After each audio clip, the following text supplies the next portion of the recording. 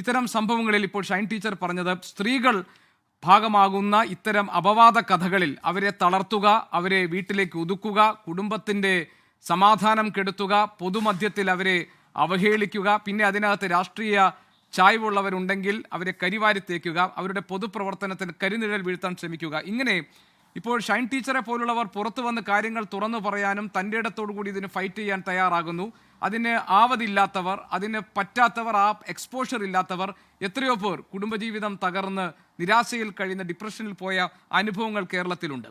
പക്ഷേ ഒരൊറ്റയാളെ പോലും വായ മൂടിക്കെട്ടാൻ, ഇത്തരത്തിലുള്ള ഇടപെടൽ നടത്തുന്ന ആളുകളെ നിയന്ത്രിക്കാൻ നമ്മുടെ സംവിധാനങ്ങൾക്ക് കഴിയാതെ പോകുന്നത് എന്തുകൊണ്ടാണ് നിയമത്തിൻ്റെ വഴിയിലൂടെ പോകുമെന്നുമൊക്കെ പറയുമ്പോഴും ആത്യന്തികമായി അവരുടെയൊക്കെ വിജയം ഉറപ്പാക്കുന്ന തരത്തിൽ ഈ കാര്യങ്ങൾ മുന്നോട്ട് പോകാത്തത്? എവിടെയാണ് അതിന് തടസ്സം? എന്താണ് നമ്മൾ ചെയ്യേണ്ടത്?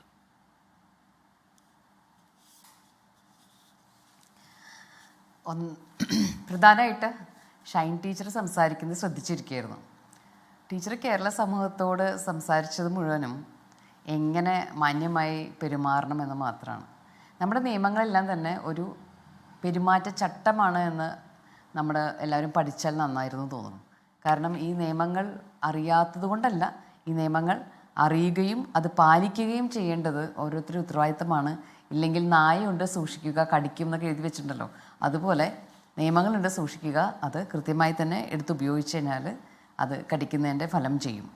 അപ്പോൾ ഇവിടെ ടീച്ചറിന് നേരെ നടന്നിട്ടുള്ള അതിക്രമങ്ങൾ, ഓൺലൈനായിട്ടുള്ള അതിക്രമങ്ങൾ കൃത്യമായി തന്നെ നമ്മുടെ BNSൻ്റെ പുതിയ വരവ് അതിൽ സെക്ഷൻസ് പ്രകാരം എടുത്തിട്ടുണ്ട് കേസ്. മാതൃകാപരമായി തന്നെ പോലീസ് ഈ കാര്യത്തിൽ പ്രവർത്തിച്ചിട്ടുണ്ട്. കാരണം ടീച്ചറെ പോലെയുള്ള ഒരു ഇടതുപക്ഷ പ്രസ്ഥാനത്തിൻ്റെ നേതാവിൻ്റെ നേരെ ഇത്തരം കാര്യങ്ങൾ വരുമ്പോഴെങ്കിലും പോലീസ് ഏറ്റവും നല്ല രീതിയിൽ തന്നെ FIR ഇട്ട് കേസ് അന്വേഷണം നടത്തിയില്ലെങ്കിൽ പിന്നെ പോലീസിന് എന്തിനാണ് നമുക്ക്? അപ്പോൾ അതുകൊണ്ട് തന്നെ സാധാരണക്കാരായ സ്ത്രീകളുടെ നേരെയും ഇത്തരം അതിക്രമങ്ങൾ ഉണ്ടാകുമ്പോൾ ആ പോലീസ് നന്നായി തന്നെ ഇതുപോലെ തന്നെ പ്രവർത്തിക്കണം. അങ്ങനെയാണെങ്കിൽ ആ പോലീസിനെ നമുക്ക് കൃത്യമായി തന്നെ അഭിനന്ദിക്കാൻ സാധിക്കും. ഇവിടെ എൻ്റെ നേരെ നടന്ന പ്രശ്നങ്ങൾ തുറന്നു പറയുന്നു, അത് പോലീസിൽ പരാതിപ്പെടുന്നു, അത് മാധ്യമങ്ങളോട് വിശദീകരിക്കുന്നു, പൊതുജനങ്ങളോട് സംസാരിക്കുന്നു. ടീച്ചറോട് അഭിവാദ്യങ്ങളും അഭിനന്ദനങ്ങളും ടീച്ചർ അറിയിക്കാതെ വയ്യ, അതിനെ അറിയിക്കുന്നു. രണ്ടാമത്തെ ഒരു കാര്യം എന്ന് പറഞ്ഞാൽ രാഹുൽ മാങ്കൂട്ടത്തിൽ, അദ്ദേഹം ഒരു MLA ആണ്. അതിൻ്റേതായ ഒരുപാട് പ്രിവിലേജസ് അനുഭവിക്കുന്നുണ്ട്. അപ്പോൾ ഇത്തരം ആരോപണങ്ങൾ വരുന്ന സമയത്ത് ഒരു പ്രസ്ഥാനത്തിൽ നിന്ന് മാറ്റി നിർത്തുമ്പോൾ തന്നെ ഓട്ടോമാറ്റിക്കലി ഈ പ്രസ്ഥാനമാണ് ഇദ്ദേഹത്തെ MLA ആക്കുന്നത്. അപ്പോൾ ആ MLA സ്ഥാനത്ത് നിന്ന് സ്വയം ഒഴിഞ്ഞു പോകൽ ഒരു മര്യാദയാണ്. എന്നിട്ട് ഫേസ് ചെയ്യണം, കേസ് ഫേസ് ചെയ്യണം. എന്നിട്ട് കേസ് ഫേസ് ചെയ്തിട്ട് ഞാൻ തെറ്റ് ചെയ്തില്ല എന്ന് തെളിയിച്ചിട്ട് വരാൻ സാധിക്കണം. ഇതൊന്നും അദ്ദേഹം ചെയ്യുന്നില്ല. അപ്പോൾ ചോദിക്കും, മറ്റേ MLAയുടെ നേരെ ആക്രമണം അല്ലെങ്കിൽ പരാതി ഉണ്ടായില്ലേ, അദ്ദേഹം സ്ത്രീകളെ ആക്രമിച്ചില്ലേ, ഇദ്ദേഹം സ്ത്രീച്ചില്ലേ? ഇത് ഷട്ടിൽ കോട്ട് പോലെയാണ്. ഷട്ടിൽ കോട്ടിലിരുന്ന് നമ്മൾ ഇങ്ങനെ നോക്കാം, അങ്ങോട്ട് നോക്കാം. അപ്പോൾ കാണുന്നത് എന്താ? കോൺഗ്രസിനെ പറയുന്നു, അല്ലെങ്കിൽ BJP പറയുക, BJP പറയുന്നു. അപ്പോൾ നിങ്ങൾ മറ്റേ ഒളിമ്പിക് മെഡൽ വാങ്ങിയ കുട്ടികളുടെ നേരെ നടത്തിയ അതിക്രമം പറയാം. ഇങ്ങനെ പറഞ്ഞുകൊണ്ടേയിരിക്കലാണ് നമുക്ക് പറ്റുന്നുള്ളൂ. അപ്പോൾ അങ്ങനത്തെ രാഷ്ട്രീയ കണക്കെടുപ്പുകളും തല്ലുകൂട്ടങ്ങളും പറഞ്ഞിട്ട് കാര്യമില്ല. പക്ഷേ ഇവിടെ ക്ലിയറാണ്, ഞാൻ പ്രതികരിക്കുന്ന ഒരു സ്ത്രീയാണ്, ഞാനൊരു സാമൂഹ്യ പ്രവർത്തകയാണ്. രാഹുൽ മാങ്കൂട്ടത്തിൻ്റെ നേരെ ഉള്ള പരാതികൾ അല്ലെങ്കിൽ ആ ശബ്ദ റെക്കോർഡിങ്സ് വരുന്ന സമയത്ത് നമുക്കെല്ലാവർക്കുമുള്ള അഭിപ്രായങ്ങൾ നമ്മളുടെ ഫേസ്ബുക്ക് വാളോ അല്ലെങ്കിൽ മറ്റേതെങ്കിലും സോഷ്യൽ മീഡിയ വാളുകളിൽ എഴുതിയിടുന്നു. അത് എനിക്ക് എഴുതാനുള്ള സ്ഥലമാണ്, ഞാനെൻ്റെ അഭിപ്രായം അവിടെ എഴുതുകയാണ്. ഈ അഭിപ്രായം വഴി ഒരാളെ ഡിഫേം ചെയ്യുകയോ മറ്റോ ആണെങ്കിൽ, ഫാക്ട്സിന് വിരുദ്ധമായിട്ട് എന്തെങ്കിലുമൊക്കെ പറയുന്നുണ്ടെങ്കിൽ ശരിയാണ്, നമ്മൾ ഡിഫാമേഷൻ കേസ് നേരിടണം. അങ്ങനെ എഴുതിയ ആളുകളുടെ മുഴുവൻ നേരെ രാഹുൽ മാങ്കൂട്ടത്തിൽ ഈ ഡിഫാമേഷൻ കേസ് എടുക്കട്ടെ. ഇത് തെറ്റല്ല, അതായത് അദ്ദേഹം ചെയ്തത് മുഴുവൻ ക്രൈമല്ല എന്നാണെങ്കിൽ. പക്ഷേ അത് തെളിയിക്കപ്പെടാൻ സമയമെടുക്കും. അപ്പോൾ ടീച്ചറോ അല്ലെങ്കിൽ ടീച്ചറെ പോലെയുള്ള ആളുകളോ ഒക്കെ ഇത് പ്രതികരിക്കും. ആ സമയത്ത് അവരുടെ നേരെ പല രീതിയിലുള്ള ആക്ഷേപങ്ങൾ. ഇത് നമ്മുടെ ഫാമിലി കൂട്ടി നടക്കുന്ന കാര്യം കൂടിയാണ്. അതായത് ഒരു സ്ത്രീ തൻ്റെ അവകാശത്തെപ്പറ്റി സംസാരിക്കാൻ വന്നു കഴിഞ്ഞാൽ ഉടനെ അവൾ വേറെ ബന്ധമുള്ള ആളാണ്, അല്ലെങ്കിൽ അവൾക്ക് മാനസികമായ അസുഖമാണ്. പൊതുരംഗത്തേക്ക് ഇറങ്ങുന്ന അല്ലെങ്കിൽ സ്വന്തമായ അഭിപ്രായങ്ങൾ വീട്ടിനകത്ത് പോലോ അല്ലെങ്കിൽ ഓഫീസകത്തൊക്കെ പറയുന്ന സ്ത്രീകളുടെ നേരെയുള്ള സ്ഥിരമായിട്ടുള്ള ഈ ആരോപണങ്ങളാണ് ഈ അവരുടെ വ്യക്തിത്വത്തെ ആക്ഷേപിക്കുന്ന രീതിയിലുള്ള കുറേ ലൈംഗിക ആരോപണങ്ങൾ പറയുക. അതുപോലെ തന്നെ അവർക്ക് ബുദ്ധിസ്ഥിരതയില്ല എന്ന് പറയുക. ഇത് കേട്ട് ഒരു വിലയും ഇല്ലാതായി മാറി ഞങ്ങൾ സ്ത്രീകൾക്ക്. ഇതൊക്കെ അതെന്താ പറയാത്തത്, അത് നിങ്ങൾ പറഞ്ഞില്ലല്ലോ നമ്മളിങ്ങനെ സൂചിപ്പിക്കേണ്ടി വരും. അല്ലാതെ കാതലായിട്ടുള്ളൊരു പ്രശ്നം ഈ സ്ത്രീകൾക്കെതിരെ പറയാനുമില്ല, യാതൊന്നും അവർക്ക് ചെയ്യാനില്ല.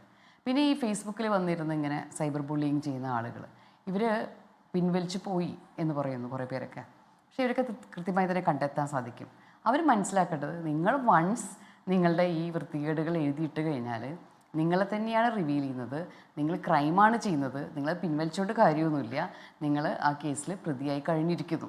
ഈ ഡിജിറ്റൽ ഏരിയയിൽ എഴുതിയിടുന്ന മനുഷ്യർ മനസ്സിലാക്കേണ്ടത് റെസ്പോൺസിബിളായിട്ട് ഇത് ഉപയോഗിക്കണം. റെസ്പോൺസിബിളായിട്ട് ഉപയോഗിച്ചില്ലെങ്കിൽ അവനവൻ്റെ സ്വാതന്ത്ര്യം, ആശയവിനിമയ സ്വാതന്ത്ര്യം എന്ന അല്ലെങ്കിൽ റൈറ്റ് ടു സ്പീച്ച് എന്ന ഈ സംഗതി നമുക്ക് നഷ്ടപ്പെട്ടു പോകും. കാരണം നിങ്ങൾ പറയുന്ന തെറികളും നിങ്ങൾ പറയുന്ന വൃത്തികേടുകളും കേട്ടിരിക്കാനോ അല്ലെങ്കിൽ പൊതു ഇടങ്ങളിൽ അത് എഴുതി വെച്ചാൽ അശ്ലീലം മുഴുവനും അത് കേട്ട് സഹിക്കാനോ ഇന്ന് ആരും തയ്യാറാകില്ല. ഒരുപക്ഷെ നമ്മൾ ചിലപ്പോൾ വീട്ടിൽ പോയി കരിയോയിൽ ഒഴിക്കുകയോ ചിലപ്പോൾ അടിച്ചു എന്നൊക്കെ വരും. അത്തരം സന്ദർഭങ്ങൾ പോലും സ്ത്രീകൾ ഒരു എന്താ പറയുക ആത്മരോഷത്തിൻ്റെയോ അല്ലെങ്കിൽ എൻ്റെ നേരെ ഒരാൾ തെറി വിളിച്ചാൽ ഞാൻ തിരിച്ചെന്ത് ചെയ്യും, ചിലപ്പോൾ അയാളുടെ മുഖത്ത് തുപ്പും. പക്ഷേ അയാൾ എൻ്റെ മുഖത്തിൻ്റെ മുന്നിൽ വന്നെന്ന് തെറി വിളിച്ചാലാണ് അയാൾ അടിക്കുകയോ തുപ്പാനോ നമുക്ക് സാധിക്കുന്നത്. എങ്ങനെ? അത് എൻ്റെ സെൽഫ് ഡിഫെൻസിൻ്റെ ഭാഗമായിട്ട് അല്ലെങ്കിൽ സഡൻ പ്രൊവോക്കേഷൻ്റെ ഭാഗമായിട്ട്. ഈ സംഗതി നിങ്ങൾ ഏതെങ്കിലും വാളിൽ അല്ലെങ്കിൽ സോഷ്യൽ മീഡിയയിൽ ഇട്ടാൽ എന്ത് ചെയ്യും? നിങ്ങളെ കാണുന്ന ഇടത്ത് വന്നിട്ട് എനിക്ക് തുപ്പാൻ സാധിക്കുള്ളൂ അല്ലെങ്കിൽ അടിക്കാൻ സാധിക്കുള്ളൂ. അപ്പോൾ ചിലപ്പോൾ എൻ്റെ ആത്മരക്ഷ ഞാൻ പ്രയോഗിക്കാൻ കുറച്ച് സമയമെടുക്കും. കാരണം നിങ്ങളുടെ അടുത്തേക്ക് എത്തട്ടെ ഞാൻ ആത്മരക്ഷ പ്രയോഗിക്കാനായിട്ട് അല്ലെങ്കിൽ എൻ്റെ ആത്മരോക്ഷം പറയാനായിട്ട്. ഇത്തരം കാര്യങ്ങളൊക്കെ സംഭവിക്കുന്നുണ്ട്. പിന്നെ ഇതിൻ്റെ നിയമസാങ്കേതികതയും അതിൻ്റെ നൂലാമാലിലേക്കൊക്കെ പോയിട്ട് ഒരാൾക്ക് നിയമമൊന്നും കൃത്യമായിട്ട് ഇങ്ങനെയാണ് നിയമം അളന്ന് തൂക്കി ഞാൻ പ്രവർത്തിക്കേണ്ടത് എന്ന് പറയാൻ പറ്റില്ല. അതാണ് ഈ സഡൻ പ്രൊവോക്കേഷൻ എന്നൊക്കെ പറഞ്ഞ സംഗതി. എൻ്റെ മുഖത്ത് നോക്കി തെറി വിളിച്ചാൽ ഞാൻ തിരിച്ച് നിങ്ങളെ ഒരു അടിയടിക്കുകയോ തുപ്പുകയോ ചെയ്തില്ലെങ്കിൽ പിന്നെ എൻ്റെ പ്രതികരണം എന്തിനാ? നാളെ വന്ന് മാന്യമായിട്ട് എൻ്റെ ഈ ചെവിയും കൂടി കാണിച്ചത് ഇവിടേക്കും കൂടി പറഞ്ഞോളൂ എന്നൊന്നും പറയാൻ നമ്മൾ തയ്യാറാവുമൊന്നുമില്ല. അപ്പോൾ പ്രതികരിക്കുന്ന ആളുകളെ നമ്മൾ മാറിക്കഴിഞ്ഞു. സിസ്റ്റം, ജസ്റ്റിസ് സിസ്റ്റം അല്ലെങ്കിൽ സോഷ്യൽ സിസ്റ്റം അല്ലെങ്കിൽ പൊളിറ്റിക്കൽ സിസ്റ്റം ഇതൊക്കെ എങ്ങനെ പ്രവർത്തിക്കണം എന്നുള്ളത് ഇത്തരം സംഭവങ്ങൾ ഉണ്ടാകുമ്പോൾ മാത്രമല്ല ഇത് വരാതിരിക്കാനുള്ള മുൻകരുതൽ കൂടി ഉണ്ടായിക്കൊണ്ട് വേണം അത് നടക്കണം. അത്തരം കാര്യങ്ങളിൽ നമ്മളുടെ ഗവൺമെൻറ് ഇനിയും മുന്നോട്ട് വരേണ്ടതുണ്ട്. 20 കൊല്ലം മുൻപ് ഉണ്ടാക്കിയ IT ആക്റ്റാണ്. ഇപ്പോൾ ഒരു BNS തിരുത്തി വെച്ചിട്ട് അതിൽ എഴുതി വെച്ചിട്ടുണ്ട്, നിങ്ങളുടെ നേരെ നടത്തുന്ന സെക്ഷൽ ഹറാസ്മെൻറ്റ് അല്ലെങ്കിൽ ഇത് ഓൺലൈൻ ഹറാസ്മെൻറ്റിനെ കൂടിയും ഇതിൽ പരിഗണിക്കാം എന്ന് എഴുതി വെച്ചിട്ടുണ്ട്. ശരിയാണ്. പക്ഷേ ഇത്തരം സ്ഥലങ്ങളിൽ എത്തുന്ന ആളുകളുടെ ഇപ്പോൾ ഫേസ്ബുക്കിലൊക്കെ വളരെ ഗ്രൂസമായിട്ടുള്ള വീഡിയോസൊക്കെ ഇട്ട് കഴിഞ്ഞാൽ അവരെ ബ്ലോക്ക് ചെയ്യുന്ന പരിപാടിയുണ്ട്. അപ്പോൾ അതുപോലെ തന്നെ ഇത്തരം അനാവശ്യമായിട്ടുള്ള കാര്യങ്ങൾ എഴുതുന്ന ആൾക്കാരെ ബ്ലോക്ക് ചെയ്യാൻ പറ്റണം. അത് കുറേ പേര് വന്ന് പറഞ്ഞാലേ ഒരാളെ ബ്ലോക്ക് ചെയ്യാൻ പറ്റുള്ളൂ എന്നുള്ള സംഗതി ഒന്നുമല്ല.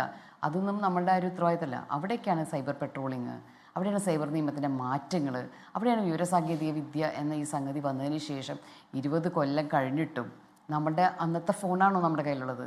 അന്നത്തെ എന്താ പറയുക AI ആണോ നമ്മളിപ്പോൾ ഉപയോഗിക്കുന്നത്? അന്നത്തെ ഏതെങ്കിലും അൽഗോരിതംസ് ആണോ നമ്മളിപ്പോൾ ഉപയോഗിക്കുന്നത്? അല്ലല്ലോ. അപ്പോൾ ഇതൊക്കെ മാറിക്കഴിഞ്ഞിരിക്കുന്നു. മാറിക്കഴിഞ്ഞതിനനുസരിച്ചുള്ള നിയമത്തിൻ്റെ മാറ്റത്തിൻ്റെ കുറവ്, നിയമം ഈ മനുഷ്യൻ്റെ സാമൂഹ്യ പരിവർത്തനങ്ങൾക്കൊപ്പം തന്നെ നിയമവും ഇതിനെ അഡ്രസ്സ് ചെയ്ത് മുന്നോട്ട് വരേണ്ടതുണ്ട്. അങ്ങനെ മുന്നോട്ട് നിയമവും വരാത്തത് കൊണ്ടും കൂടിയാണ് നിയമത്തിൻ്റെ ആ സ്ട്രിഞ്ചൻ്റ് ആയിട്ടുള്ള അല്ലെങ്കിൽ ഡിറ്ററൻ്റ് ആയിട്ടുള്ള ഭയപ്പെടുത്തുന്ന ആ ഒരു ഫോഴ്സ് അവിടെ ഇല്ലാതെ പോകുന്നത്. കാലാനുസൃതമായിട്ട് ആ കാര്യങ്ങളിൽ പരിഷ്കരിക്കപ്പെടേണ്ടതുണ്ട് നിയമവും. താങ്കൾ പറഞ്ഞതുപോലെ തന്നെ ലോകത്തെവിടെയായാലും ഏത് സമയത്തും 24 വാർത്തകളും ഓഗ്മെന്റഡ് റിയാലിറ്റി പാക്കേജുകളും എക്സ്പ്ലെയിനറുകളും വിശദമായി കാണാൻ ഞങ്ങളുടെ YouTube ചാനൽ നിങ്ങൾക്ക് സബ്സ്ക്രൈബ് ചെയ്യാം.